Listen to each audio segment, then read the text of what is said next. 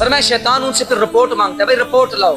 کیا فتنہ ہے؟ کوئی کہتا ہے میں نے یہ فتنہ ڈالا، شیطان کہتا ہے چل پرے ہو جا، کوئی کہتا ہے میں نے یہ فتنہ ڈالا، شیطان کہتا ہے کوئی نہیں، یعنی کوئی بڑا کام نہیں کیا، کہ کہتا ہے کہ میں نے فلاں شخص کو اس وقت تک نہیں چھوڑا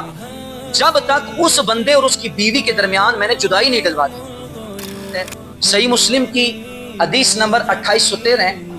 مصطفیٰ کریم علیہ السلام نے فرمایا، جابر بن عبداللہ اس کے راوی ہیں، وہ کہتے ہیں ان ابلیس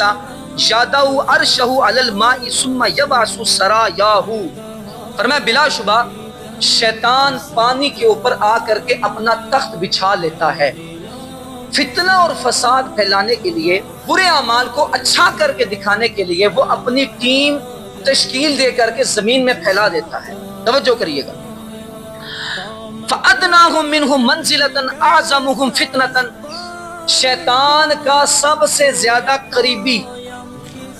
وہ شخص ہوتا ہے جو سب سے زیادہ فتنہ ڈالتا ہے۔ اور پھر فرمایا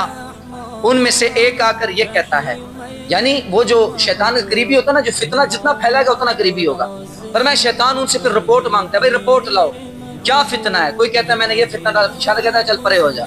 کوئی کہتا ہے میں نے یہ فتنہ ڈالا، شیطان کہتا ہے کوئی نہیں، یعنی کوئی بڑا کام نہیں کیتا۔ ایک آگے کہتا ہے، توجہ، ایک آگے کہتا ہے ما ترکتہ حتی فرقت بینہ وبین امرأۃ، ایک آگے کہتا ہے کہ میں نے فلاں شخص کو اس وقت تک نہیں چھوڑا جب تک اس بندے اور اس کی بیوی کے درمیان میں نے جدائی نہیں ڈلوا دی، یعنی میں لگا رہا فتنے مبتلا جب تک میاں بیوی کے درمیان میں نے جدائی نہ کر دی، میں لگا رہا اپنی کوششوں پر۔ اللہ اکبر کبیرہ۔ پھر کیا ہوتا ہے؟ شیطان کہتا ہے فَيُدْنِيهِ مِنْهُ وَيَقُولُ نِعْمَ أَنْتَ، شیطان اس کو قریب کر کے کہتا ہے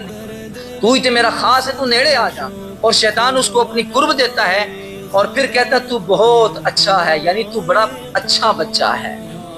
کیوں تو نے فتنہ پھیلا، میاں بیوی کو آپس میں کیا کر دیا؟ جدا کر دیا۔